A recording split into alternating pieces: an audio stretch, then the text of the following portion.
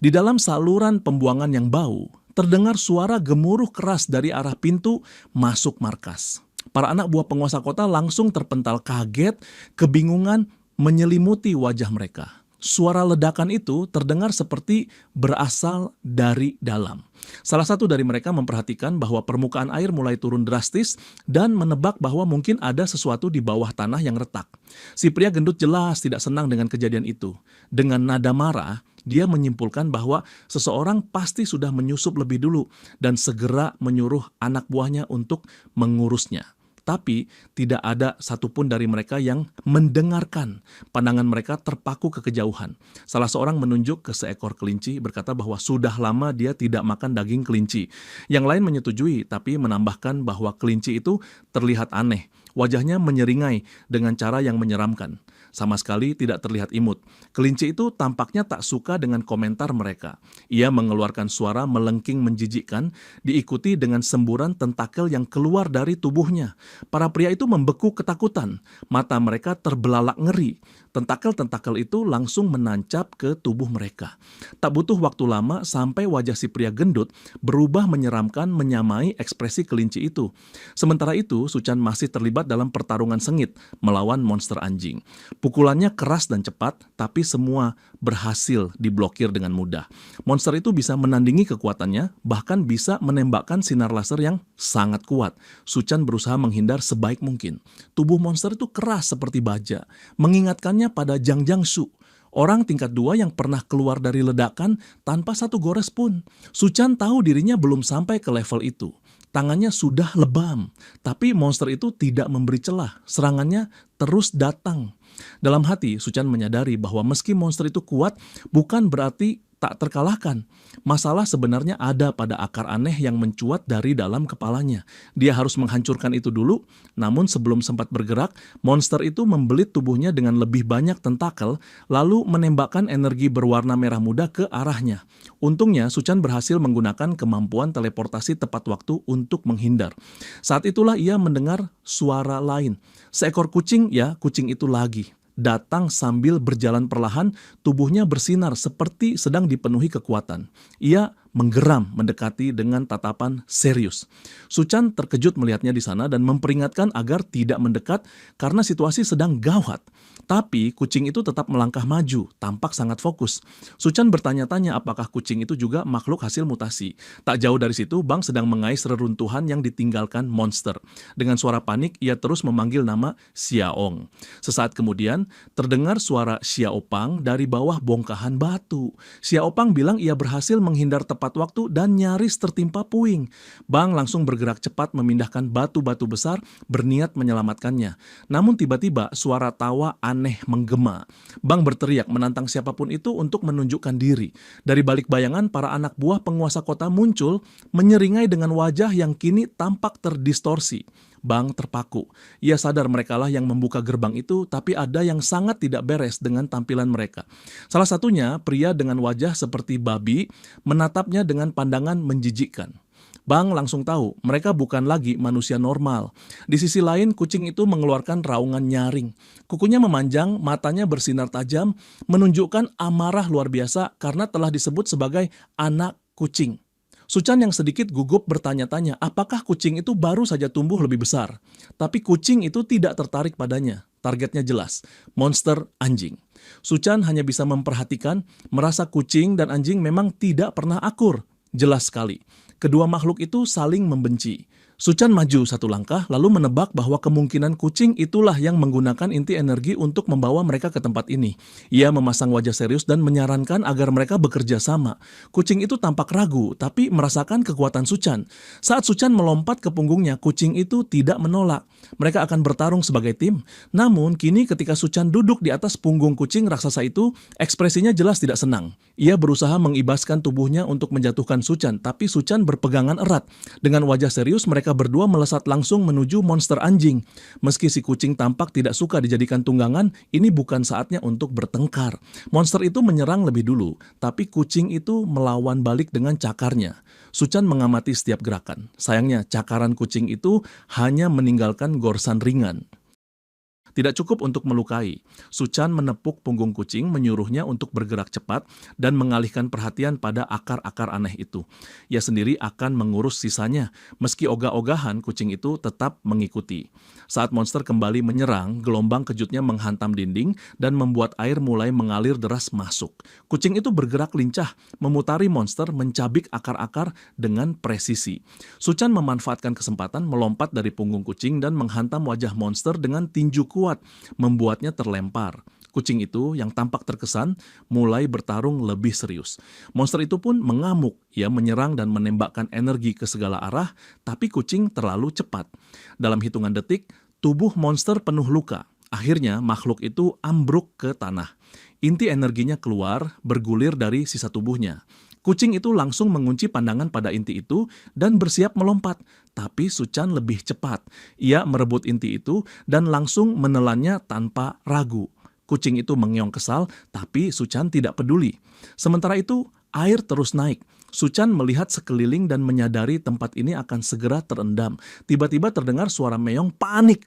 Kucing besar dan menakutkan itu kini berenang kacau seperti anak kucing yang ketakutan minta tolong. Suchan mengangkatnya dan menggoda, bertanya apakah dia takut air. Ia bilang akan melindunginya jika tetap bersama. Kucing itu menggeleng dan mencoba kabur.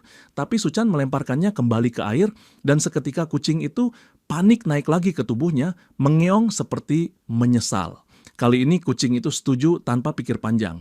Tak ingin tertinggal, Suchan kembali menegaskan, ini semua adalah keputusan si kucing. Di tempat lain, Bang terjebak. Para anak buah penguasa kota telah mengepungnya dari segala arah. Wajah mereka berubah, tampak menyeramkan dan tak lagi manusiawi. Ia bisa merasakannya dengan jelas. Suara Xiaopang terdengar dari kejauhan, meneriakkan bahwa tanknya tidak mau menyala dan menyuruh Bang untuk segera kabur. Tapi Bang sendiri tidak tahu harus lari kemana.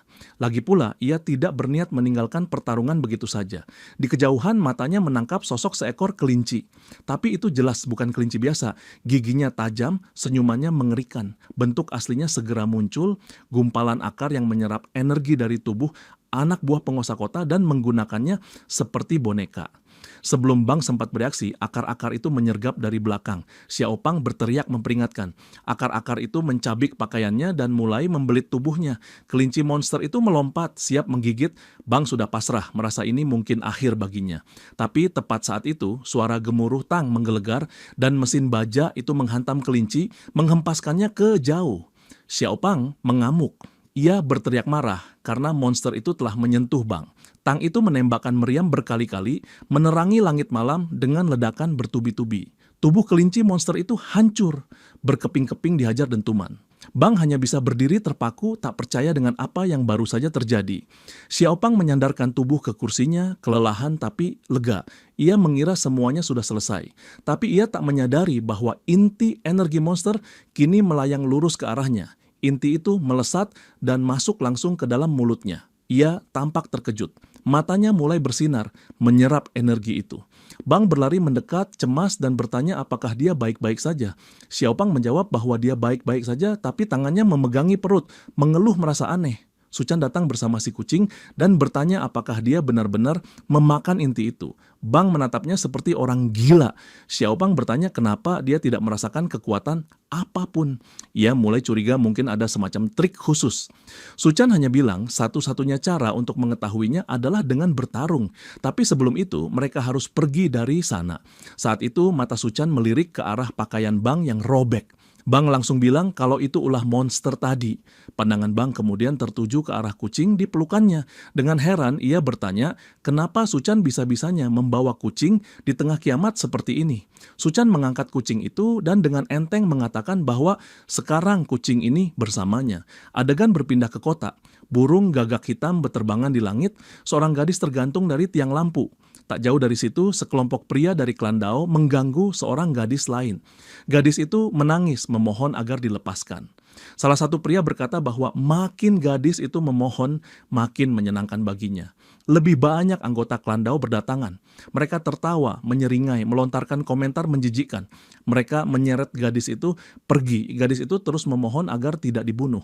Salah satunya berkata bahwa jika dia patuh, dia akan dijadikan budak. Tapi jika tidak, nasibnya akan sama seperti gadis yang tergantung tadi. Dengan tubuh gemetar, si gadis akhirnya menyerah. Ia bilang akan menurut dan berusaha sebaik mungkin. Pria itu tersenyum puas, menyebutnya sebagai gadis baik. Tak lama kemudian, jeritan pilu menggema di seluruh kota. Mobil yang dikendarai Suchan melaju masuk ke kawasan itu. Salah satu pria dari klan Dao melihat dan tampak kesal. Ia berkata bahwa mereka harus menyelesaikan urusan lebih cepat dan bersenang-senang setelahnya. Beberapa saat kemudian, Xiao Pang keluar dari mobil dan melangkah ke arah mereka. Para pria dari klan Dao berteriak marah, mengatakan bahwa bocah-bocah ini sudah mengacaukan segalanya. Salah satu dari mereka memerintahkan untuk membunuh mereka dan memakannya nanti. Bang bertanya pada Xiao Pang apakah dia yakin bisa menghadapi 3 orang sekaligus. Sementara itu, Suchan yang masih asik bermain dengan kucing mengatakan agar Bang tidak khawatir, dia sudah siap sebagai cadangan. Dalam hati, ia berpikir bahwa jika Xiao Pang benar adalah dewa perang seperti di kehidupan sebelumnya, maka ini seharusnya mudah. Lagi pula, bertarung adalah cara terbaik untuk membangkitkan kekuatan. Para pria klan Dao merasa diremehkan karena Xiao Pang hanya berdiri diam, tidak bergerak sedikit pun. Mereka berteriak mengejek sikapnya yang sok tangguh, lalu mereka serbu dan mulai memukul.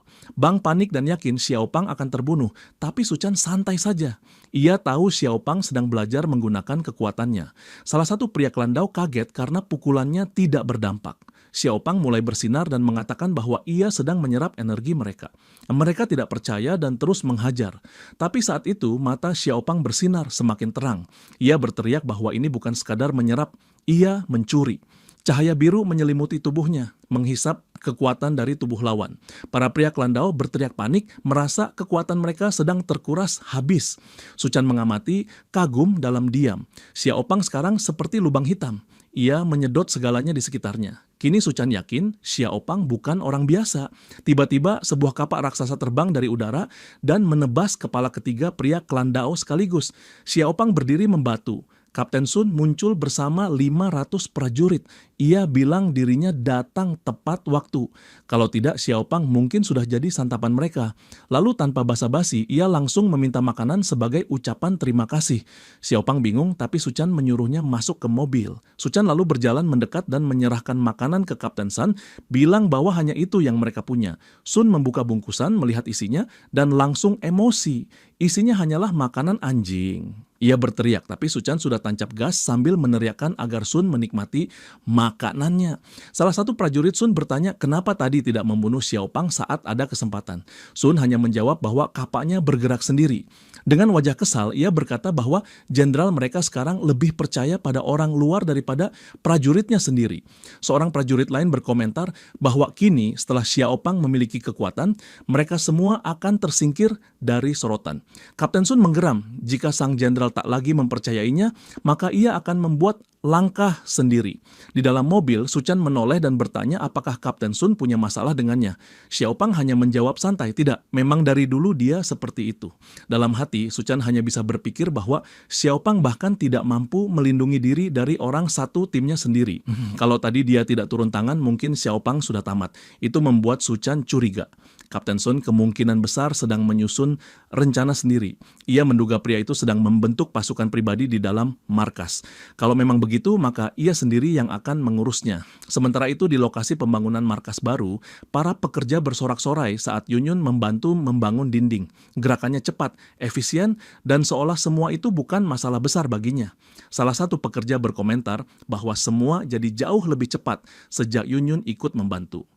Yunyun hanya tersenyum, mengatakan kalau setiap kali dia berubah wujud, dia butuh makan banyak. Para pekerja tak keberatan. Selama tembok itu bisa melindungi semua orang, mereka tak peduli. Salah satu dari mereka bahkan menyeka air mata sambil mengangguk setuju. Kemudian Yunyun melihat sebuah mobil dari kejauhan. Matanya berbinar senang saat mengenali bahwa itu mobil Suchan. Mobil itu memasuki markas, melaju di antara jalanan yang dipenuhi para pekerja yang sibuk memperbaiki segala hal. Kucing itu melompat keluar dari mobil. Suchan langsung memperingatkannya agar jangan membuat siapapun takut. Anehnya, si kucing mengeong seperti mengerti. Biking yang melihatnya berkomentar bahwa kucing itu tampak sangat bahagia. Xiao Pang bertanya apakah Suchan tidak khawatir kucing itu akan kabur. Suchan menyimpan mobil ke dalam ruang penyimpannya dan menjawab santai bahwa dia sudah menghabiskan banyak uang buat beli camilan dan es krim untuk kucing itu selama perjalanan pulang. Sekarang si kucing hidup seperti raja. Di mana lagi dia bisa hidup seenak itu? Beberapa saat kemudian, mereka menuju ke sebuah gudang besar yang kosong. Gowe bertanya apakah ruangannya cukup luas. Suchan mengangguk, mengatakan itu sudah bagus. Ia mengangkat tangannya dan seberkas cahaya terang memenuhi ruangan. Mata Gowe membelalak, tumpukan perlengkapan dari markas militer tiba-tiba muncul seperti gunung memenuhi ruangan itu. Suchan bilang dengan semua senjata ini, keamanan markas sudah sangat terjamin. Gowe masih terkejut dan bertanya kenapa Suchan memberitahu mereka soal kekuatannya. Suchan tertawa dan bilang, sekarang mereka semua ada dalam satu tim. Kalau dia nggak percaya mereka, lalu siapa lagi yang bisa dia percaya? Gowe mengangguk dan berkata bahwa tanpa Suchan, markas baru ini bahkan nggak akan pernah ada. Ia bersumpah akan menjaga rahasianya. Saat itulah Jenderal Bang muncul, mengatakan bahwa markas ini belum punya nama. Karena Suchan sudah banyak membantu, dia mengusulkan nama Markas Cahaya Fajar. Gowe berpikir sejenak lalu menyetujui. Nama itu terdengar penuh harapan dan awal yang baru. Suchan sedikit terkejut. Di kehidupan sebelumnya, markas yang dibangun oleh Gowe adalah tempat aman terakhir yang tersisa. Dan sekarang, markas itu dinamai berdasarkan dirinya. Itu bukan hal kecil. Sementara semua itu terjadi, si kucing berjalan menjauh dan masuk ke ruang operasi. Di dalam, seseorang sedang memuji Duana karena berhasil melakukan operasi dengan cekatan. Duana menjawab bahwa kondisi di sana sangat buruk dan banyak pasien sudah terlalu parah. Lalu ada yang menyebut betapa bagusnya kalau bisa merebut kembali rumah sakit dari tangan klan Dao. Tempat itu pasti masih punya banyak perlengkapan medis. Duana mengambil pisau bedah dan saat itu si kucing terlihat jelas ketakutan. Ia teringat sesuatu yang mengerikan dari masa lalu. Salah satu saudaranya pernah dikebiri. Dengan suara nyaring, ia mengeong keras. Duana menoleh dan melihat kucing itu gemetar. Ia berjalan mendekat dan mengelusnya perlahan, bertanya dari mana ia datang. Ia menebak kucing itu lapar, lalu menggendongnya. Katanya, nanti akan ia tanyakan ke Suchan apakah mereka bisa memeliharanya. Segalanya sudah cukup sulit, tapi mungkin mereka masih bisa menambah satu anggota lagi. Ia membawa kucing itu ke ruangannya dan bilang bahwa untuk sekarang ini tempat tinggal mereka. Saat ia hendak membuka sepatu, tiba-tiba seseorang meraih tubuhnya dari belakang. Suara kasar memanggilnya cantik dan menyuruhnya bersenang-senang. Duana berteriak dan mencoba melawan saat tangannya ditekan di atas kepala. Bahkan kucing itu pun membeku ketakutan. Tapi ketika Duana membuka mata, ia melihatnya Suchan. Ia terkejut dan bertanya sejak kapan dia kembali. Suchan menjawab bahwa dia satu-satunya yang tidak terpengaruh oleh sihir mentalnya. Barulah Duana menyadari dan pria itu pun melepaskannya. Setelah itu Duana membawa si kucing untuk dimandikan. Sambil membersihkannya, ia bicara pelan menebak bahwa Suchan pasti yang membawanya. Ia memperhatikan bulu kucing itu dan berkata bahwa garis-garis emasnya terlihat indah. Ia pun memutuskan untuk menamainya Gold. Si kucing tampak sangat menikmati air hangat dan sentuhan lembutnya. Saat itu, Suchan masuk ke kamar mandi dan mendengar Duana memanggil kucing itu Gold. Ia bilang nama itu bagus, tapi bertanya apakah Duana lupa. Dia seharusnya membantu memandikan dirinya juga. Duana balik bertanya tentang gudang senjata, apakah dia menemukan sesuatu. Suchan mengeluarkan sebuah inti dan menjawab, tentu saja, dengan ini dia bisa naik ke level 2. Gold menatap inti itu dengan ekspresi bingung. Bukankah dia sudah memakannya? Suchan hanya tertawa dan bilang suasana waktu itu terlalu kacau, jadi dia cuma menyimpannya di ruang penyimpanan. Tapi sekarang rasanya dia butuh, jadi dia mengambilnya kembali. Tanpa ragu, ia memasukkan inti itu ke dalam mulutnya. Duana terkejut dan bertanya apakah dia benar-benar akan memakannya sekarang, tapi sudah terlambat.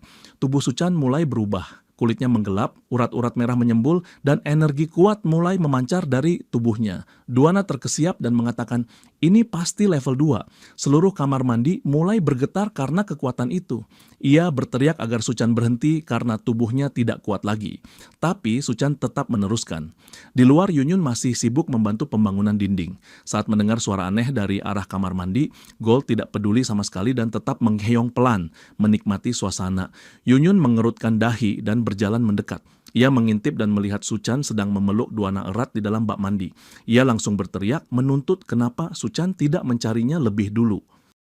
Wajahnya marah, tubuhnya kembali ke ukuran normal, dan ia menerobos masuk ke dalam kamar mandi. Begitu melihat Yunyun, Duana langsung berteriak minta tolong. Yunyun berteriak panik memanggil nama Suchan. Tanpa pikir panjang, Suchan melangkah keluar dari bak mandi, seluruh tubuhnya bersinar kuat dengan energi level 2. Ia menoleh dan berkata bahwa Yunyun datang di waktu yang tepat. Beberapa saat kemudian, Duana dan Yunyun terbaring di atas ranjang. Keduanya tampak kelelahan luar biasa, seolah baru selesai lari maraton. Dengan suara lemah, mereka menyebut nama Suchan bersamaan, hampir tak mampu bergerak. Ternyata bercanda dengan manusia level 2 bukan hal yang bisa dianggap enteng. Duana merasa seperti akan pingsan, dan Yunyun mengangguk setuju, menyebut efek sampingnya benar-benar gila. Suchan meminta maaf, mengakui bahwa dia mungkin menyerap terlalu banyak inti energi. Yunyun bilang mereka juga harus jadi lebih kuat, kalau enggak Suchan akan terus mengungguli mereka seperti ini. Duana menyetujui lalu bertanya bagaimana perubahan kekuatan Suchan setelah naik ke level 2. Suchan memutuskan untuk mengecek sendiri. Pertama dia mencoba kemampuan fisiknya. Kekuatan liar dan kekuatan ular yang ia miliki sebelumnya kini menyatu menjadi satu kemampuan baru. Kulitnya berubah lebih gelap, jauh lebih keras dari baja.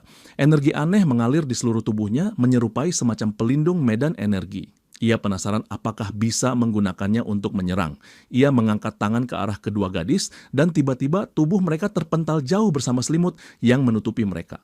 Mereka jatuh menghantam lantai dengan bunyi keras. Suchan tertawa menyadari bahwa kekuatan serangannya sekarang jauh lebih kuat. Berikutnya, ia mencoba kemampuan ruang. Dulu, ia hanya bisa membuka celah ruang di tempat yang ia sentuh. Tapi sekarang, ia bisa membuat gerbang kecil di sekitar tubuhnya dalam radius 20 meter. Yunyun dari lantai memakinya karena sudah melempar mereka begitu saja. Tapi Suchan tetap lanjut bereksperimen. Ia mencoba kekuatan es. Sebelumnya, dia hanya bisa menciptakan pecahan es. Tapi sekarang, dia bisa melapisi seluruh tubuhnya dengan lapisan es. Memang belum terlalu berguna, tapi setidaknya itu sesuatu. Kemudian, dia dapat ide baru. Ia mengalirkan energi es ke dalam gerbang ruang, lalu menembakkan pecahan es dari berbagai arah. Setiap pecahan menghantam seperti peluru. Ia tertawa senang, mengatakan ini akan sempurna untuk serangan diam-diam. Duana dan Yunyun terdiam, agak syok. Yunyun berkata kalau Suchan terus berkembang seperti ini, jangan-jangan nanti bisa menembakkan roket. Duana pun mengangguk setuju. Akhirnya, Suchan mencoba kemampuan indera mentalnya. Mata Sharingunnya aktif. Jaraknya tidak berubah banyak, tapi sekarang ia bisa merasakan seluruh isi tubuhnya sendiri, seolah memiliki pemindai bawaan. Namun tiba-tiba sesuatu yang aneh terjadi. Ia merasa seolah tidak lagi berada dalam tubuhnya. Sekelilingnya terasa asing. Ia menyadari bahwa dirinya masuk ke dalam dunia mental. Kemudian sebuah suara terdengar. Itu suara wanita dari lab tempat tikus mutan muncul dulu. Ia mengatakan bahwa mereka bertemu lagi. Suchan langsung mengenalinya dan bingung. Ia pikir wanita itu sudah lenyap. Tapi dia berkata bahwa karena Suchan menelan intinya, kini dia hidup di dalam tubuhnya seperti parasit. Rambut wanita itu meluncur dan mengikat tubuhnya. Suchan mulai kesal. Tubuh baja dan teleportasinya tidak berfungsi di dunia mental ini. Wanita itu mengatakan bahwa karena dia sudah ada di sini, maka dia ingin sesuatu. Ia mendekat, mencoba mencium Suchan. Tapi Suchan tak akan semudah itu kena tipu. Ia ingat ada satu kekuatan lagi yang ia miliki. Ia memanggil rantai dan langsung menjebak wanita itu sebelum ia sempat mendekat. Wanita itu berusaha melepaskan diri, tapi gagal.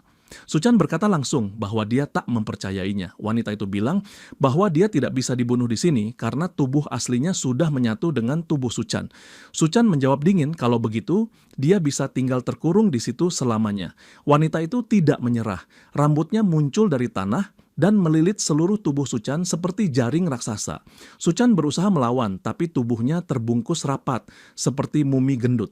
Wanita itu tertawa, berkata bahwa sekarang tak ada yang bisa keluar. Ia ingin mereka tetap tinggal bersama di dunia mental ini selamanya. Kini Suchan terjebak bersama Xiao, si parasit, yang juga terperangkap dalam rantainya sendiri. Ia tidak bisa keluar dari kepompong rambut itu, dan Xiao tak bisa lepas dari ikatan Suchan. Kalau terus begini, mereka akan terjebak di bagian sadar pikirannya dalam waktu yang sangat lama. Xiao akhirnya menyarankan untuk bicara saja. Suchan, walau kesal, bersedia mendengar. Wanita itu mulai menjelaskan bahwa ia hanya butuh sedikit saja kekuatan Suchan untuk bisa bertahan hidup. Jumlahnya sangat kecil, tidak akan berpengaruh, dan dia juga tidak cukup kuat untuk mengambil alih tubuh, bahkan jika dia menginginkannya. Tapi Suchan tidak mudah percaya.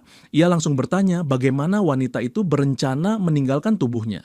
Xiao menjawab bahwa keluar begitu saja berarti langsung tamat untuknya, kecuali Suchan bisa menemukan tubuh perempuan baru yang cocok. Syaratnya harus pengguna kemampuan yang kuat, juga cantik dengan tubuh yang aduhai. Sungguh pemilih, bahkan dalam kondisi menyedihkan seperti ini. Suchan hanya mendengus lalu bertanya bagaimana caranya tahu siapa yang cocok. Wanita itu bilang, nanti dia akan memberitahunya jika mereka bertemu dengan orangnya. Ia bahkan menjanjikan hadiah manis kalau Suchan mau membantu mencari tubuh baru. Tapi Suchan jelas tak tertarik. Ia hanya memperingatkan agar si parasit tidak ikut campur urusannya. Kalau tidak, dia akan menjadi target berikutnya. Wanita itu langsung mengangguk cepat dan memohon agar dilepaskan dari rantai. Suchan melepaskannya dan ia pun dilepaskan dari kepompong rambut. Setelah itu, Suchan bisa kembali ke tubuh aslinya di dunia nyata. Duana dan Yunyun segera menyambutnya, mengatakan bahwa mereka sempat sangat khawatir. Untuk sesaat mereka kira jiwanya benar-benar keluar dari tubuh. Ucapan itu membuat Suchan ikut khawatir. Untuk mencegah risiko sekecil apapun, ia mengambil tindakan ekstra. Ia membekukan seluruh ruang tempat keberadaan Xiao di pikirannya. Dalam dunia yang hampir berakhir seperti sekarang, kehati-hatian bukanlah pilihan, tapi kewajiban. Setidaknya kekuatan es milik Suchan masih sangat efektif, bahkan di dalam ruang mental. Ia berpikir lebih baik segera mencari tubuh pengganti untuk si parasit sebelum segalanya menjadi rumit. Tanpa pikir panjang, ia memerintahkan Duana untuk segera mencarikan wanita lain. Namun niat baiknya langsung disalahpahami. Kedua wanitanya mengira bahwa Suchan mulai tidak puas dengan mereka. Sadar dengan ucapannya yang kurang tepat, Suchan buru-buru meralat mengalihkan topik ke soal kebutuhan umum para pengungsi. Ia jelas tidak sedang mencari pengganti atau semacamnya. Setelah kejadian itu, Suchan dan Duana memutuskan berjalan-jalan sambil membicarakan situasi markas. Duana menjelaskan bahwa Jenderal Gao sudah melakukan pendataan. Saat ini ada 1.300 orang di dalam markas. Dari jumlah itu, lebih dari 400 adalah tentara yang bertugas menjaga keamanan. Pasukan ini sudah berhasil menggagalkan beberapa serangan dari suku pemangsa dan makhluk mutan lainnya. Sementara itu, para pria lainnya sedang membangun dinding pertahanan sementara. Yunyun memberikan bantuan besar secara harfiah dan membuat prosesnya jauh lebih cepat dan efisien. Sementara itu, para wanita dan anak-anak sibuk membersihkan tanaman mutan yang tumbuh liar di dalam wilayah, sekaligus menangani logistik. Beberapa orang sempat terluka karena tanaman mutan saat membersihkannya. Namun Duana dan para mahasiswa kedokteran lainnya menangani mereka di ruang operasi darurat yang sudah disiapkan. Jadi bagian medis masih tertangani. Duana berharap jika dinding pertahanan selesai, semua orang bisa sedikit bernapas lega. Namun Suchan tak terlalu yakin. Menurutnya saat seperti ini belum ada waktu untuk bersantai.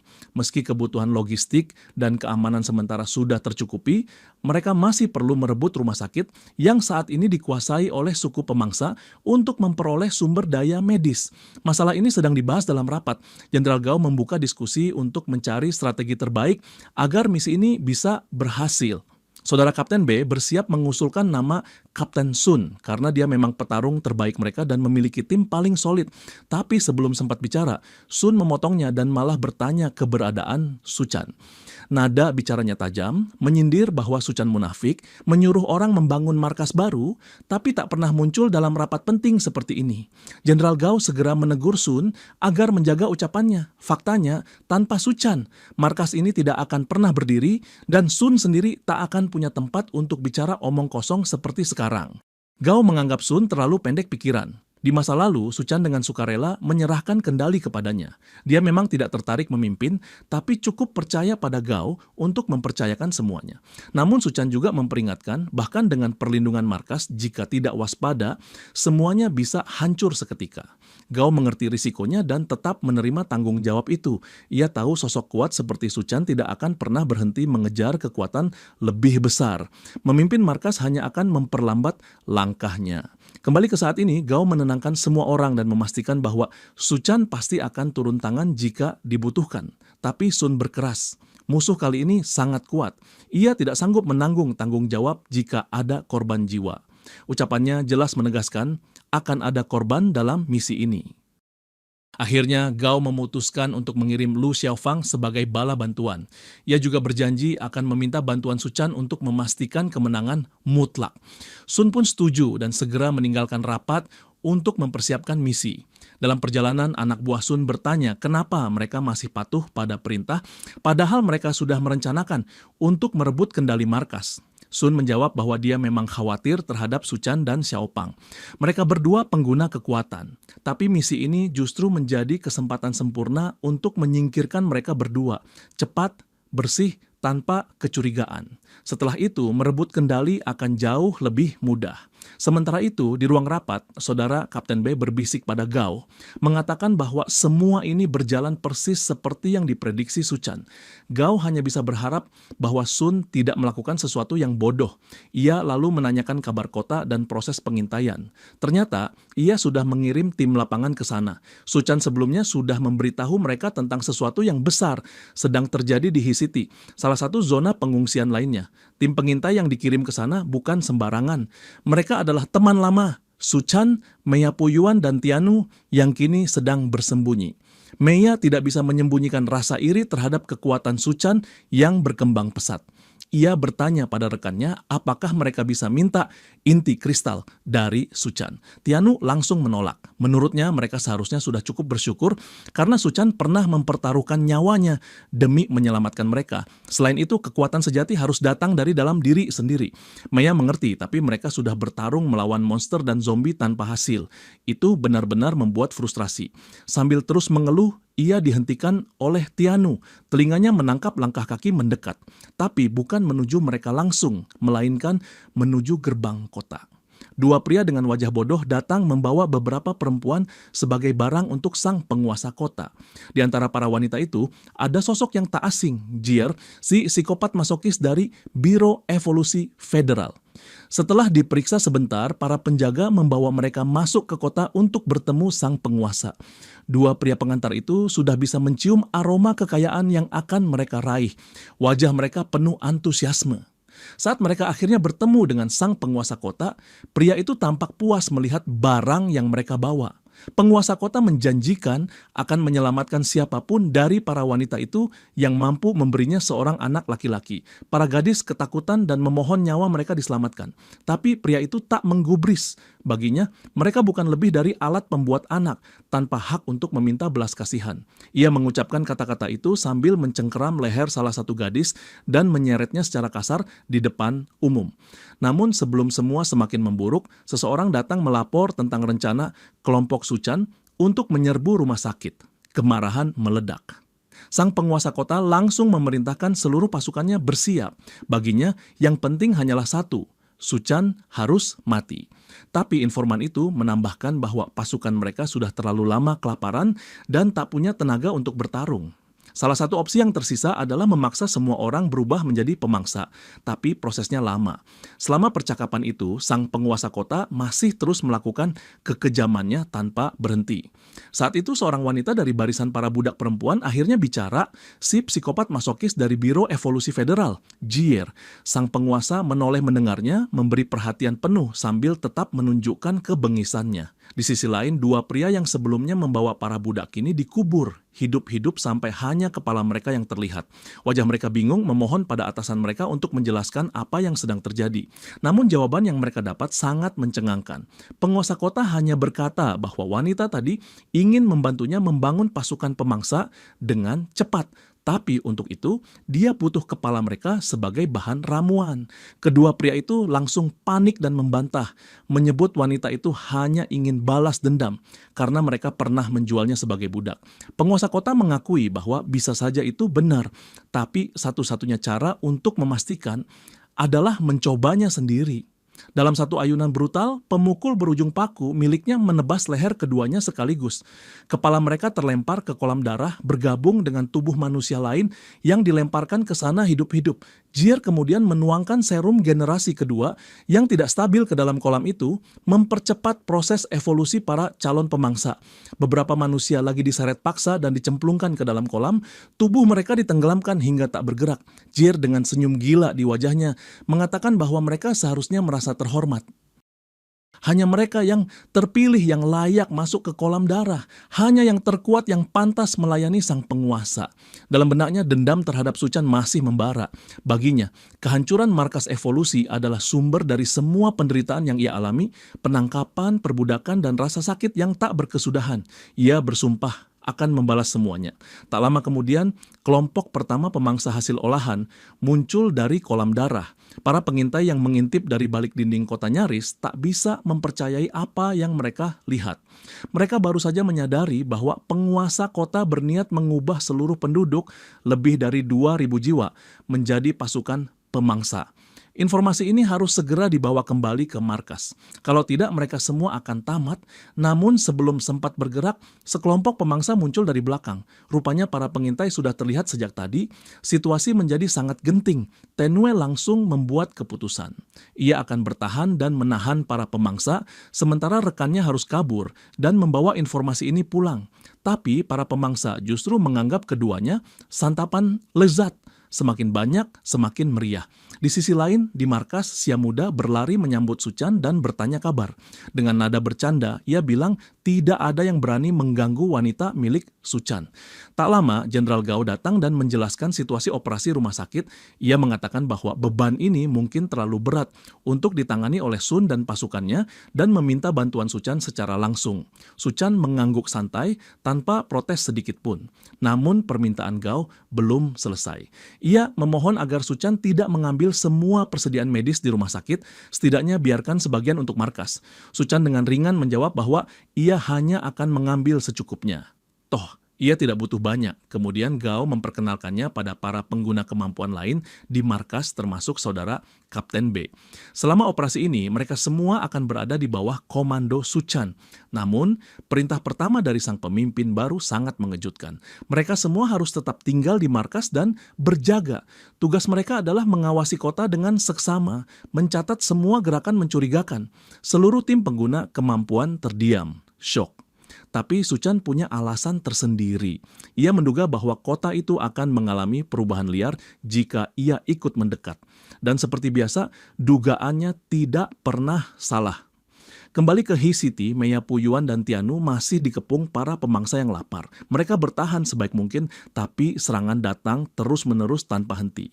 Tianu tahu mereka harus mengakhiri ini dengan cepat. Ia bertanya apakah rekannya masih ingat segala krisis yang mereka lalui selama misi lapangan.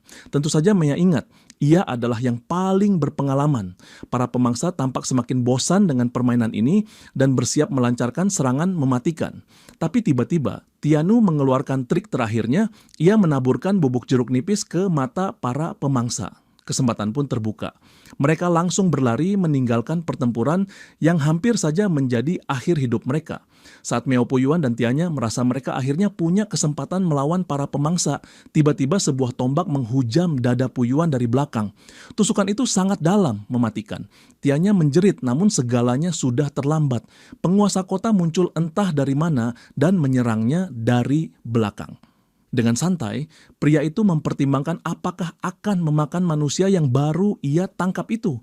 Namun setelah memperhatikan tubuh kurus Puyuan, ia merasa takkan cukup memuaskan.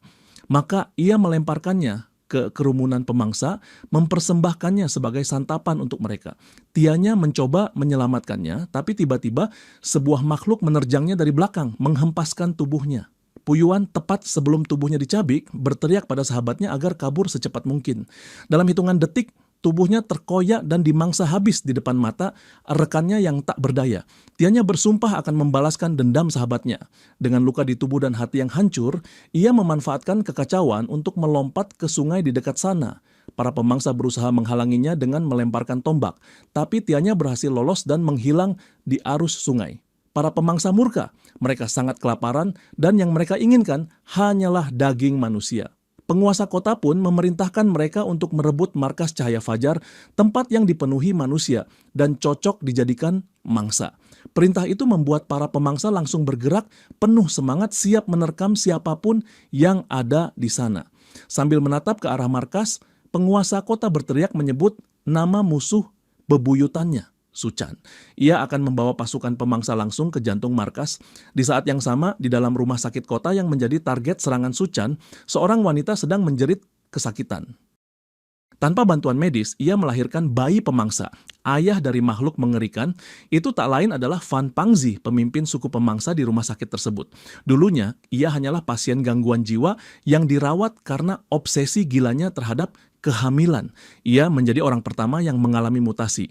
Dan kini sebagai makhluk yang tak lagi terikat aturan manusia, ia memiliki kuasa penuh untuk memuaskan semua hasrat gilanya.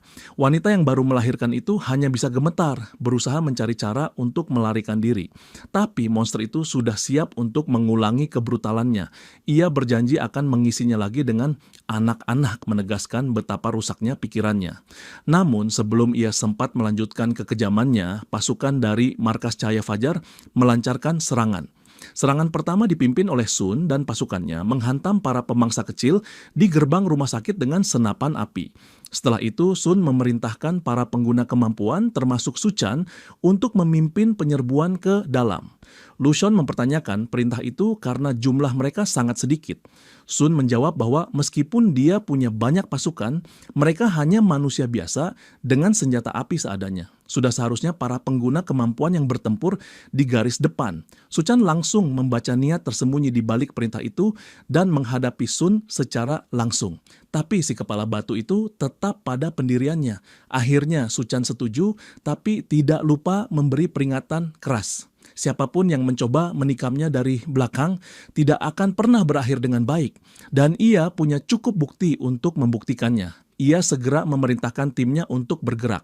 Bersama Duana dan Lu Xiaopang, ia maju memimpin penyerbuan ke dalam. Di balik layar, Sun jelas punya niat jahat.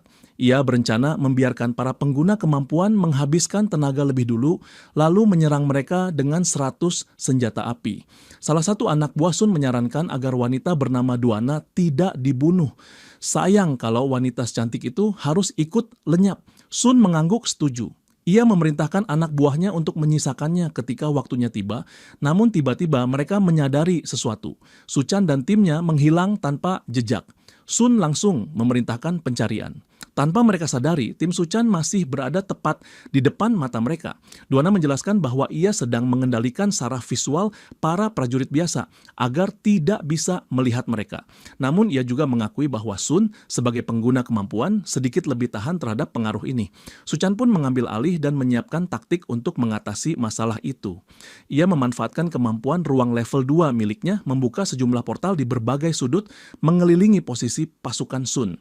Tanpa mereka sadari, pecahan es ditembakkan dari portal-portal tersebut. Menyerang dari berbagai arah sekaligus, pasukan Sun langsung panik, sementara sang kapten memerintahkan mereka untuk berlindung. Mereka pun menyerbu maju dalam keadaan kalang kabut, meninggalkan Suchan dan timnya yang masih tersembunyi di balik ilusi Duana. Suchan menganggap metode frontal seperti itu cocok untuk orang seperti mereka. Jadi kenapa tidak diberi sedikit dorongan? Di tengah kepanikan, Sun bertanya apakah ada yang tahu dari mana arah serangan datang. Tapi tak satupun anak buahnya bisa menjawab. Sementara itu, Fan Pangzi baru saja menyadari bahwa salah satu mainannya kini tak lagi bernyawa. Ia baru sadar bahwa bawahannya diam-diam sudah menyentuh para wanita miliknya. Dengan wajah marah, ia menuntut penjelasan. Bawahan-bawahannya menjawab bahwa mereka juga ingin memiliki anak-anak. Rupanya kebusukan itu telah menjalar. Para bawahan pemangsa itu yang mulai terobsesi ingin menjadi seperti pemimpinnya, membuat para wanita yang ditawan makin ketakutan. Mereka sudah melihat sendiri nasib tragis salah satu dari mereka di tangan si pemimpin. Rasa takut itu semakin menjadi-jadi, tapi sikap bawahan ini justru membuat Fan Pangzi naik pitam. Dengan penuh amarah, ia menghajar para pengikutnya sendiri, menghantam mereka hingga tubuh mereka terlempar menembus dinding. Sialnya itulah tempat Kapten Sun dan pasukannya berlindung. Hantaman itu bukan hanya menewaskan beberapa orang, tapi juga membuka posisi mereka di mata musuh. Dan musuh yang mereka temui bukan sembarang musuh. Di depan mereka berdiri sosok pemangsa terbesar yang pernah mereka lihat. Tapi itu belum apa-apa. Di sekeliling mereka, ratusan makhluk pemangsa lainnya sudah mengepung, siap menjadikan mereka hidangan utama. Kapten Sun tetap berdiri tegak. Ia berteriak memerintahkan, tembakan dilepaskan. Tapi begitu peluru dilesakkan, tidak ada yang terjadi. Hanya percikan cahaya. Ternyata senjata mereka sudah dimanipulasi. Yang tersisa hanya bubuk mesiu tanpa peluru. Saat itu juga, harapan mereka musnah. Pangzi, sang pemimpin suku pemangsa, memerintahkan pasukannya untuk memotong dan memanggang manusia-manusia itu. Para pemangsa langsung menyerbu, menyayat, dan menerkam tanpa ampun. Semuanya terasa terlalu mudah. Kapten Sun tetap melawan. Ia mencabut kapak tempurnya dan mengayunkannya dengan penuh kekuatan. Ia mengumpulkan semangat pasukannya, memerintahkan mereka untuk tetap bertempur sampai titik darah penghabisan. Dan semangat itu menyebar. Mereka membentuk formasi, bertahan sebaik mungkin, menebas makhluk satu per satu. Kapten Sun benar-benar membuktikan dirinya sebagai petarung sejati. 10 makhluk berhasil ia tumbangkan sendirian. Tapi jumlah itu tidak berarti apa-apa dibandingkan ratusan yang masih mengintai dan sang pemimpin yang masih berdiri kokoh. Pangzi memperingatkan bahwa semua itu hanya permulaan. Sun memanfaatkan celah dan melemparkan kapaknya ke arah kepala lawan. Tapi Pangzi menangkapnya dengan satu tangan, tanpa goresan sedikit pun. Sun hanya bisa menatap kaget. Saat itulah makhluk kecil yang muncul dari kolam darah, anak hasil mutasi pemangsa, bergerak mendekat dari belakang. Sun menyadarinya, tapi terlambat. Lengan anak itu sudah berubah menjadi bilah tajam dan menyabet kedua tangan Sun hingga terputus. Kapten menjerit kesakitan, tubuhnya roboh. Makhluk kecil itu bersiap memberikan serangan terakhir. Namun sebuah tendangan keras datang dari samping dan menghempaskannya jauh. Dengan wajah kesal, makhluk kecil itu menoleh. Siapa yang berani mengganggunya? Ternyata Su Chan dan timnya baru saja tiba di medan pertempuran. Bersama Duana dan Xiao Pang, mereka berdiri di atas reruntuhan penuh aura pertempuran. Su Chan menatap tajam ke arah makhluk kecil itu, mengatakan bahwa Kapten Sun bukan miliknya untuk dibunuh. Hak itu miliknya. Saat itu, Pangzi yang awalnya terlihat bosan, tiba-tiba tertarik pada seseorang di tim Su Chan. Matanya tertuju pada Duana. Dengan senyum keji, ia menyebutnya calon pembuat bayi berikutnya. Dan karena Su Chan sudah datang membawa wanita seindah itu, ia mempersilakannya memilih cara kematian yang diinginkan. Dalam sekejap, Su Chan sudah berdiri tepat di depan wajah Pangzi, menghantamnya dengan pukulan penuh aura. Serangannya menghentak keras, menghancurkan sebagian tubuh lawannya. Su Chan sudah membuat pilihannya. Ia memilih untuk mengirim si babi raksasa kembali ke lubang neraka tempat ia berasal.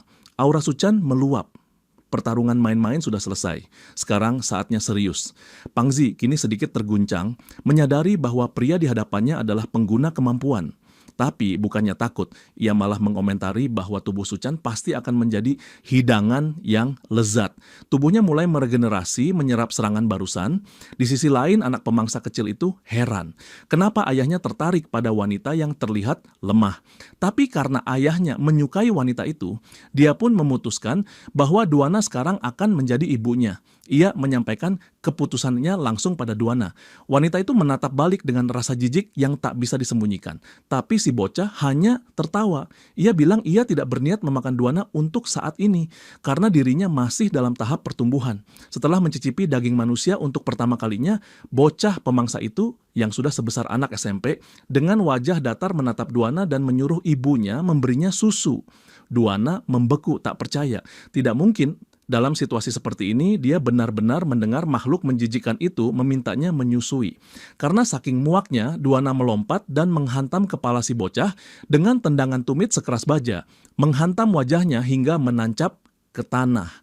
Si bocah langsung masuk ke mode psikopat total, merasa itu mungkin seperti rasanya memiliki seorang ibu. Namun belum sempat bangkit, Duana menghajarnya lagi. Sebuah tendangan kedua melayang dari samping, lalu tendangan tumit dari kiri, dan terakhir, sebuah putaran cepat yang menghantam perutnya dengan telak. Bocah itu terlempar lagi. Duana berdiri dengan sepatu hak menancap di punggungnya. Tapi si bocah justru menyeringai seolah menikmati rasa sakit itu. Entah apa yang lebih mengerikan, kekuatan bocah ini atau betapa rusaknya pikirannya. Tiba-tiba, sebuah portal gelap muncul di bawah tubuhnya dan bocah itu menghilang dari bawah kaki Duana. Ia terkejut, baru menyadari bahwa makhluk itu adalah pengguna kemampuan. Dia bisa bergerak melalui bayangan dan menyerang dari mana saja. Bocah itu muncul kembali di belakang Duana dan hendak menyergap. Tapi belum sempat mendekat, seekor kucing emas melompat dari samping dan menghalanginya. Kucing itu Gold. Diam-diam mengikuti mereka ke misi ini tanpa diketahui siapapun. Duana kaget melihat Gold dan khawatir akan keselamatannya. Ia menyuruh Gold untuk bersembunyi di belakangnya. ia percaya.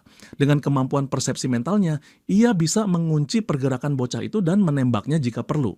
Namun bocah itu muncul lagi, kali ini dari atas. Targetnya bukan Duana, tapi Gold. Tapi kucing itu bereaksi lebih cepat. Cakarannya menyambar ke atas. Duana tidak sempat melihat kejadian itu karena terlalu cepat. Bocah itu nyaris terkena serangan dan buru-buru masuk kembali ke dalam kegelapan. Ia sadar, 1 detik lagi dan dia akan tamat. Ia memutuskan untuk mundur. Kembali ke arah Kapten Sun dan anak buahnya. Di sana, Sun masih menjerit kesakitan karena kehilangan kedua lengannya. Pasukannya terus mencoba bertahan dari serbuan para pemangsa. Xiaopang memerintahkan pasukan untuk tetap dekat dengannya. Pertempuran sudah terlalu berbahaya. Para pemangsa malah menertawakan perintah itu. Bagi mereka, Xiaopang terlihat lemah seperti pelindung yang sia-sia. Kapten Sun memperhatikan dan menyadari sifat jujur Xiaopang. Ia berpikir bisa memanfaatkan pria itu sebagai tameng untuk melarikan diri. Dengan penuh kepura-puraan, ia memanggil Xiaopang dan memintanya melindungi dan mengantarnya keluar dari pertempuran. Alasannya, karena dia pemimpin misi ini. Xiaopang setuju dengan wajah ramah. Tapi sebelum bertindak, ia meraih leher Sun dan mengangkatnya. Lalu ia menggunakan kekuatannya, Plunderer Now, untuk menyerap semua kekuatan terakhir yang dimiliki Sun. Sun kaget. Dengan suara lemah, ia mengingatkan Xiaopang bahwa mereka seharusnya satu tim. Tapi Xiaopang menatapnya dingin dan berkata, begitu Sun mengarahkan senjata pada mereka, hubungan itu berakhir. Dari saudara jadi musuh. Dan di dunia seperti ini, tak ada belas kasihan untuk musuh. Karena para prajurit Sun juga ikut dalam rencana busuknya, Xiaopang tak ragu menyerap semua kekuatan mereka juga. Satu persatu, kekuatan mereka diserap habis. Berkat kecerdasan Su Chan dan peringatannya sebelumnya, Markas Cahaya Fajar mengetahui bahwa pasukan pemangsa sedang menuju langsung ke dinding baru mereka. Kapten B langsung memerintahkan semua prajurit bersiap sesuai rencana pertahanan. Ia menemukan Yun Yun di lokasi. Ia bertanya kenapa Yun masih di sana. Yun menjawab, ia membangun dinding ini atas permintaan Su Chan. Ia tak akan membiarkannya hancur sebelum Su Chan sempat melihatnya. Kalau markas hilang saat ia kembali, dia tidak akan senang. Dan Yun tahu persis bagaimana sikapnya saat sedang marah. Kapten B kemudian menyinggung satu hal yang sejak lama ingin ia tanyakan pada Yun Yun. Yun mulai kelihatan gugup, wajahnya memerah, tangannya saling mencengkeram lutut. Dengan malu-malu, Bi bertanya, bagaimana mungkin Yun begitu santai meski tahu bahwa ia dan Duana berbagi pria yang sama? Yun tertawa kecil. Ia mengaku bahwa awalnya memang terasa aneh. Tapi ini akhir dunia. Aturan normal tak lagi berlaku saat manusia diteror bencana alam dan monster setiap hari. Dalam hati ia tahu dirinya takkan mampu menangani Su Chan seorang diri. Pria itu adalah monster dalam bentuk manusia.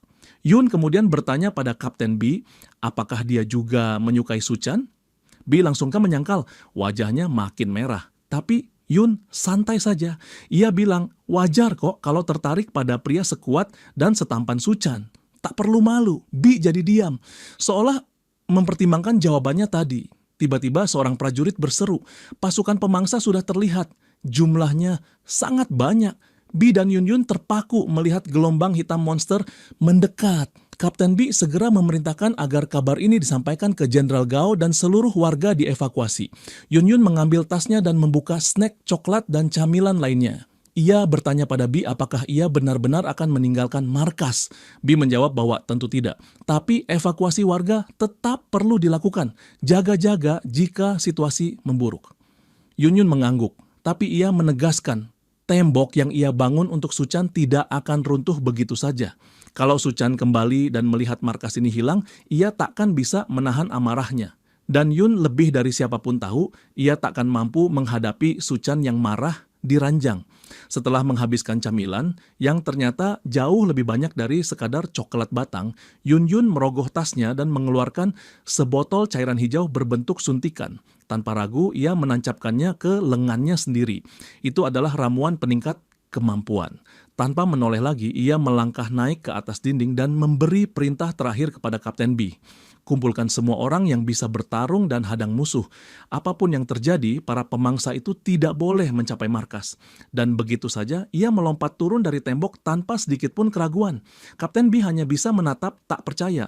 Ia benar-benar tak habis pikir bagaimana seorang wanita bisa mengorbankan dirinya begitu saja, hanya demi seorang pria. Tapi begitulah Yun Yun. Saat tubuhnya membesar dan pakaiannya ikut meregang, ia sudah siap tempur. Ia mencabut sebuah pohon dari tanah dan menjadikannya senjata. Ia bertekad untuk tidak membiarkan para pemangsa menembus pertahanan markas. Efek ramuan itu memang luar biasa.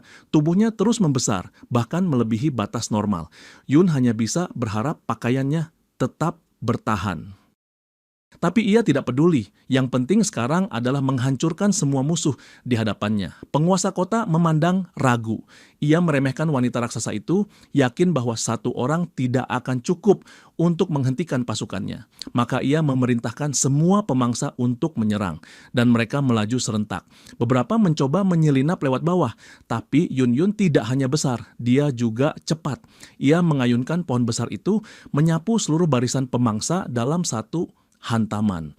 Kekuatan pukulannya menciptakan gelombang kejut di udara. Yang lain mencoba menempel di tubuhnya, melompat ke lengannya, berharap bisa melukai atau mengganggunya. Tapi hasilnya malah seperti nyamuk yang ditepuk. Yun dengan cepat menghantam mereka dan menjatuhkan satu demi satu.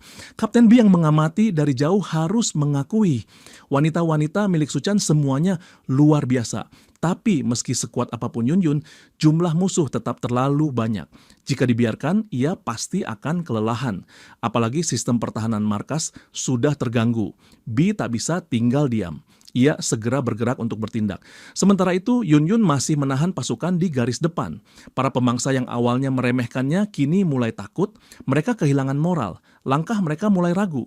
Namun kemudian muncul seseorang dari langit, Jier, si psikopat masokis yang terkenal. Ia membawa ide baru untuk menghadapi Yun Yun. Sayangnya para pemangsa bodoh itu malah mengira dia musuh dan menyerangnya. Tapi Jier sudah memperkirakan itu.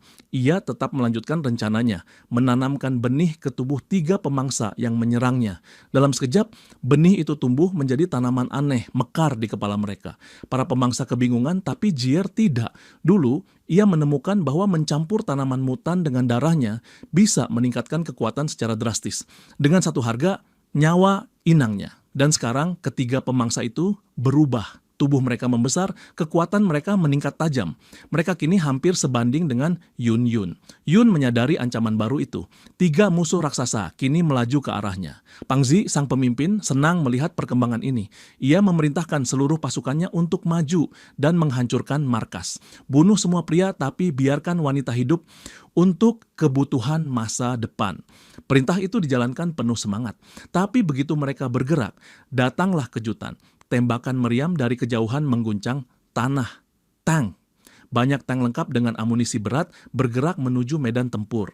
Perintahnya jelas, tembak para pemangsa tanpa ampun. Para pemangsa panik. Mereka tak menyangka manusia punya senjata sekuat itu. Yun Yun melihat ke arah tank-tank itu dan merasa lega. Bantuan akhirnya datang. Namun saat ia sedikit lengah, salah satu pemangsa bunga menyerangnya dengan akar yang membelit tangannya. Serangan lainnya datang dari arah berlawanan, tapi Yun sempat menangkisnya dengan pohon di tangannya yang satunya. Meskipun begitu, ia tetap terdorong mundur dan menabrak tembok. Kedua tangannya kini terikat, ia tak bisa bergerak. Serangan ketiga sedang meluncur ke arahnya, tapi sebelum sempat mengenainya, sebuah serangan dari atas menyelamatkannya, drone. Serangan dari udara datang bertubi-tubi. Itu cukup memberi Yun waktu untuk menarik napas. Bahkan Yun tidak menyangka akan mendapat bantuan dari drone.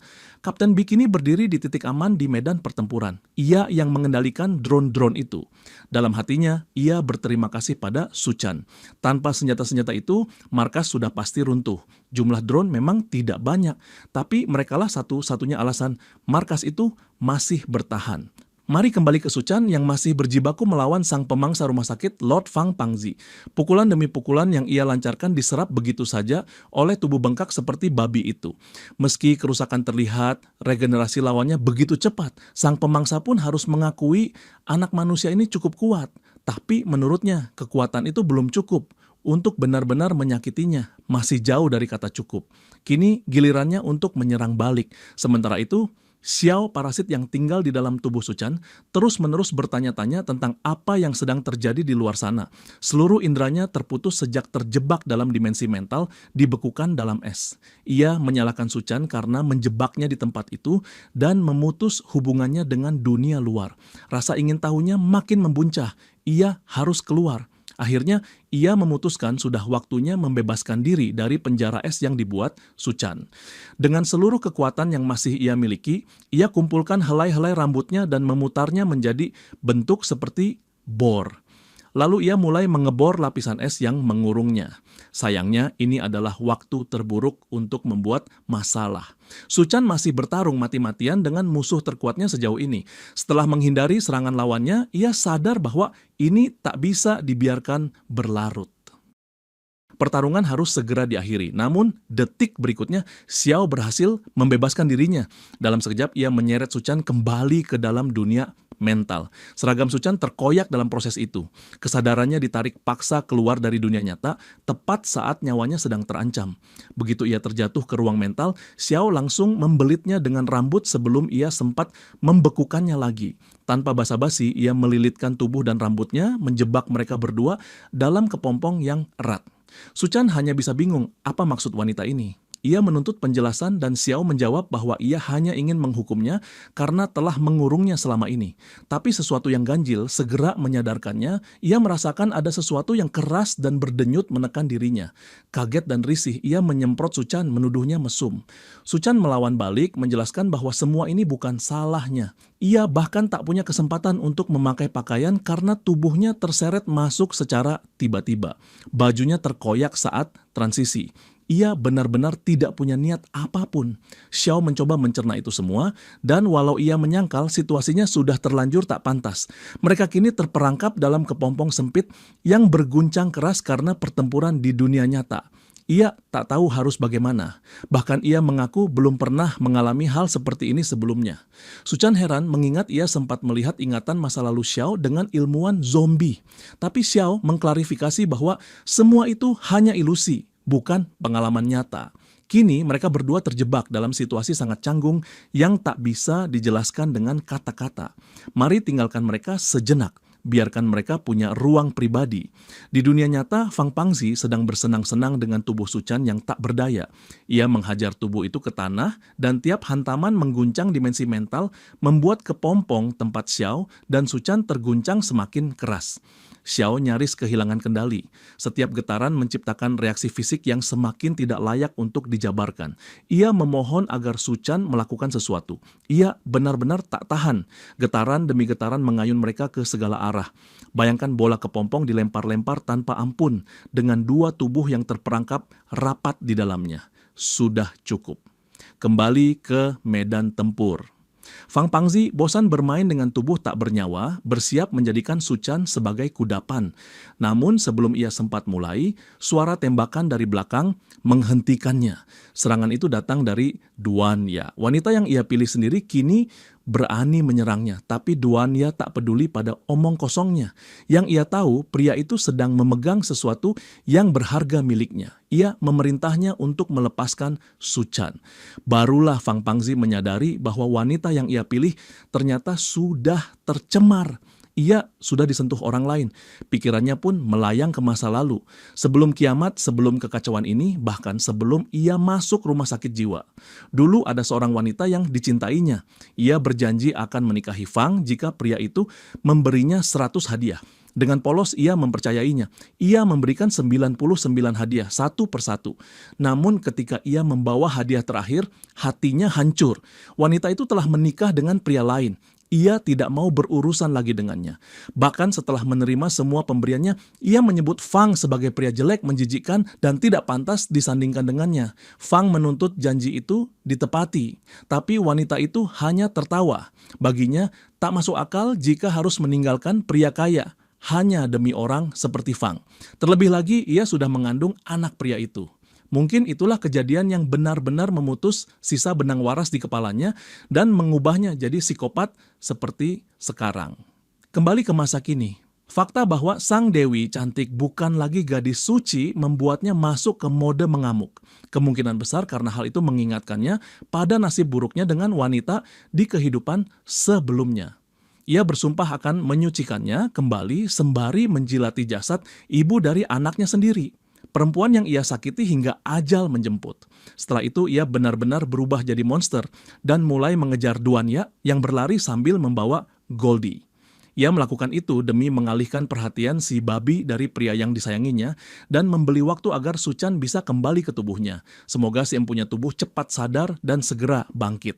Sementara itu, anggota terakhir dari tim protagonis kita, Xiaowang, baru saja menyelesaikan urusannya. Ia menguras habis sisa energi dari para pengkhianat yang tadinya ada di pihak mereka.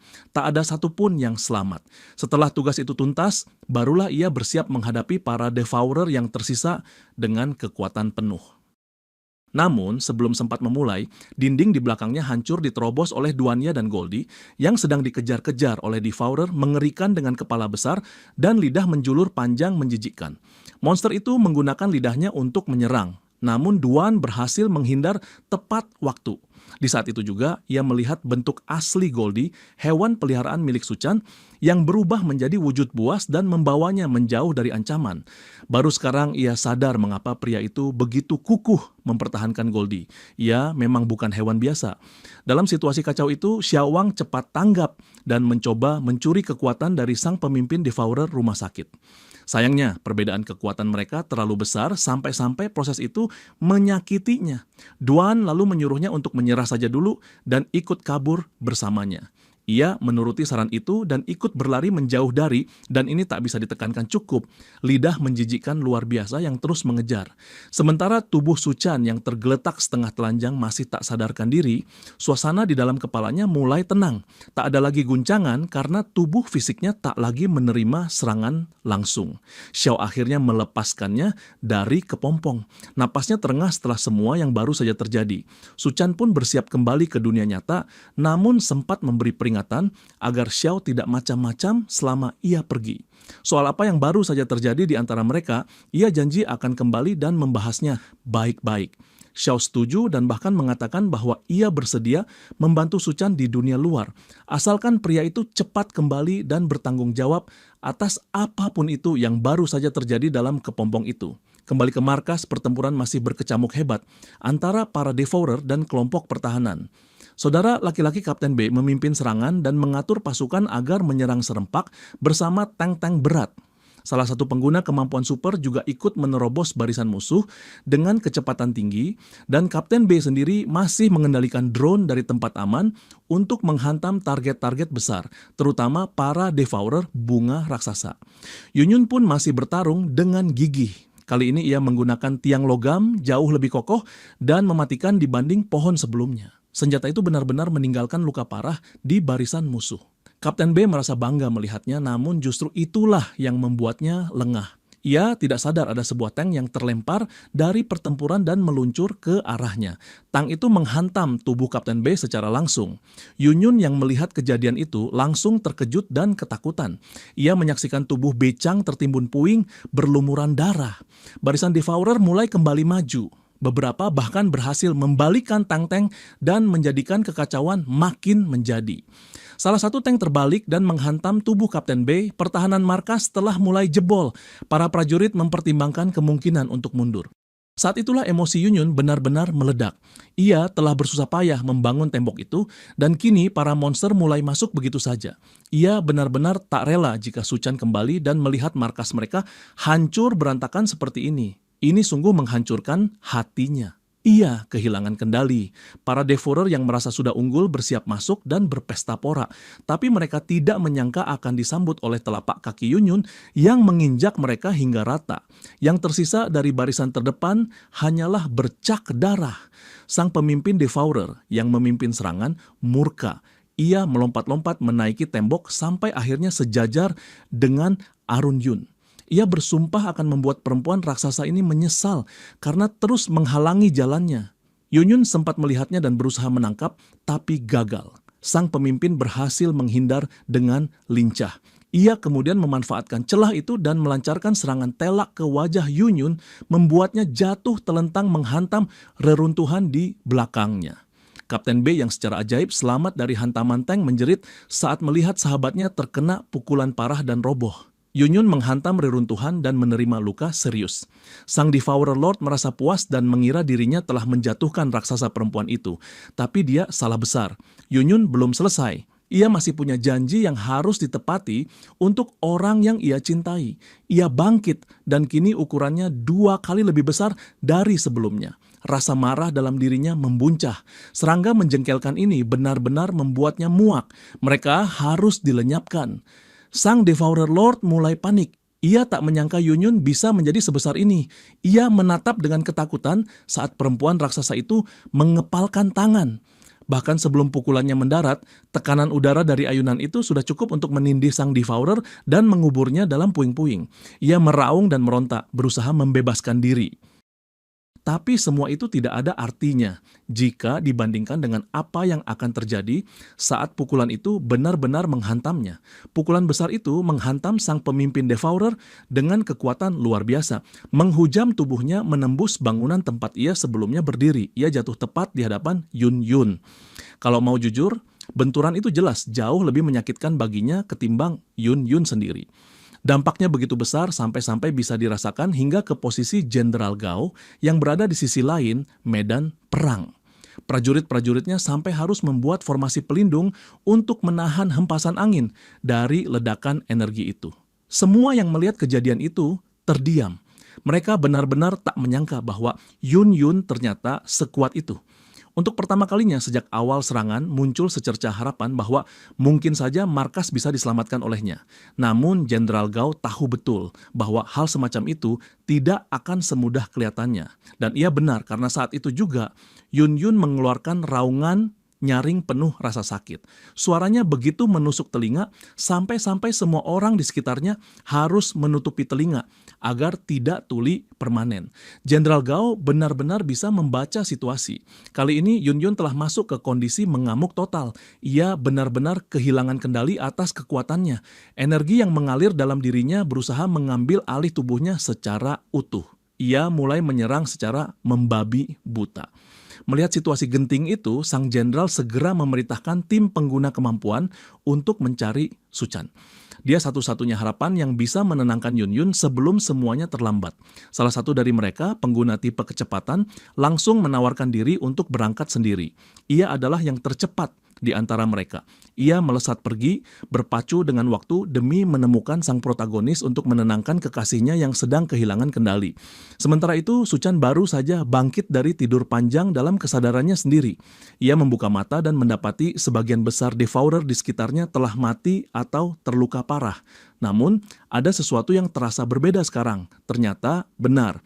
Xiao juga ikut keluar bersamanya dari alam kesadaran kali ini. Ia bertanya mengapa perempuan itu ikut keluar. Xiao menjelaskan bahwa kemungkinan besar hal itu terjadi karena kekacauan besar yang baru saja mengguncang ruang pikirannya. Entah bagaimana, ia kini bisa keluar dari tubuh Suchan. Ia kemudian menyuruhnya mengikuti jejak monster agar bisa menemukan tim dan musuh mereka. Tapi Suchan menolaknya. Ia menyuruh Xiao kembali, mengatakan bahwa ia bisa menangani semuanya sendiri. Xiao menolak mentah-mentah. Ia malah menyebut Suchan tidak tahu terima kasih.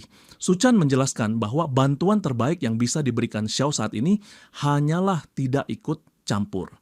Tapi karena kata-kata tak mempan, Xiao memutuskan untuk bertindak. Ia menggenggam bahu Suchan dan melilitkan helaian rambutnya ke sebuah gedung jauh. Kalau tebakanmu dia akan bergelantungan seperti Spider-Man, maka tebakanmu benar. Sebelum Suchan sempat protes, tubuh mereka sudah melayang di udara, meluncur dengan kecepatan penuh. Ini benar-benar gila. Meski enggan mengakuinya, Suchan sadar bahwa ini efektif. Mobilitasnya jadi jauh lebih cepat dibandingkan hanya berlari biasa. Di tengah ayunan mereka, Xiao melihat sesuatu di kejauhan. Suchan pun terkejut ketika menyadari apa yang terjadi. Itu Yun, ukurannya bahkan lebih besar dari biasanya. Xiao bertanya apa yang sedang terjadi. Suchan menduga ada sesuatu yang salah hingga kekasihnya kehilangan kendali dan masuk mode mengamuk. Ia memperkirakan jika tidak segera dihentikan, Yun bisa meledak dan menghancurkan semuanya. Xiao yang masih bergelayut di pundaknya menunjukkan hal lain, pertarungan hebat yang sedang terjadi tepat di bawah mereka. Pertempuran antara tim Suchan melawan pemimpin Devourer Rumah Sakit Tengah berlangsung. Xiao telah mengerahkan semua kekuatan hasil rampasannya. Goldie pun mengerahkan seluruh tenaganya. Tapi pada kenyataannya, pengguna kemampuan pemula yang belum sepenuhnya menguasai kekuatannya dan seekor kucing mutan tak seberapa bukan tandingan dari Devourer Tier 2, seperti Fung Pangzi.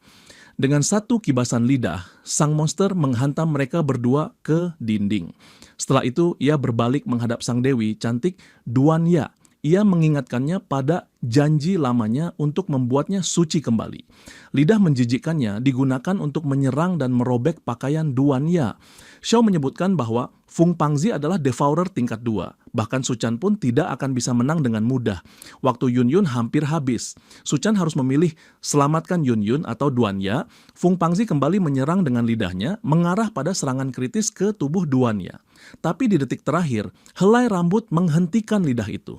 Duan Ya sempat berpikir bahwa itu ulah Xiao, tapi ternyata bukan. Itu adalah Suchan sendiri yang menggunakan kekuatan Xiao tanpa izin. Tak akan ada lagi pria lain yang menyentuh perempuan miliknya. Tidak sekarang. Saatnya beraksi penuh gaya melawan babi raksasa ini. Suchan tak percaya pada pilihan. Ia akan menyelamatkan keduanya apapun yang terjadi. Xiao mengingatkan bahwa dirinya hanya eksis di dalam kesadaran Suchan. Itu berarti tak seorang pun bisa melihatnya di dunia nyata. Suchan sepenuhnya sendiri kali ini. Tapi, seperti biasa, itu bukan masalah baginya. Duan Ya merasa lega luar biasa ketika melihat pria yang ia cintai kembali bangkit dan siap bertarung. Seharusnya ia tak perlu terkejut mengingat siapa sebenarnya Suchan. Pria itu mendapati bahwa ia kini bisa menggunakan kekuatan Xiao sesuka hati. Sebuah bonus yang menyenangkan. Ia memutuskan untuk mencoba kemampuan barunya terhadap pemimpin monster rumah sakit di hadapannya. Ia mengirimkan semacam cambuk yang bentuknya menyerupai rambut Xiao, namun bukan. Kekuatan itu terbang melilit tubuh Fung Pangzi. Monster itu masih percaya diri, yakin Suchan tak bisa menyakitinya, tapi ia baru sadar bahwa ia tengah diikat ke gedung beton di belakangnya. Sebelum bisa berkata apa-apa, lilitan itu mengencang, keras dan cepat. Suchan hanya menjelaskan rencananya dengan santai. Karena babi mutan ini bisa beregenerasi dengan mudah, ia ingin tahu apakah bisa pulih jika dipotong-potong menjadi serpihan kecil. Tak ada jalan lain selain mencobanya langsung. Dengan satu gerakan tangan, tali cambuk itu menarik sangat kencang dan cepat. Hasilnya, tubuh Fung Pangzi terpotong-potong jadi serpihan. Hujan potongan tubuh Devourer langsung membasahi area sekitarnya. Duan Ya mulai menyadari sesuatu, pria yang ia cintai tak hanya kembali ke medan pertempuran, tapi ia juga kembali dalam wujud yang jauh lebih kuat dari sebelumnya. Kalau ia ingin tetap sejalan dengannya, maka ia harus segera meningkatkan kekuatannya juga. Tapi Suchan tak membuang banyak waktu di tempat itu. Ia harus segera bergegas menyelamatkan perempuan lain yang menantinya. Ia meminta sang dewi cantik untuk menjaga Goldie dan Xiang, sementara ia sendiri akan menangani kekacauan besar yang sedang terjadi di markas.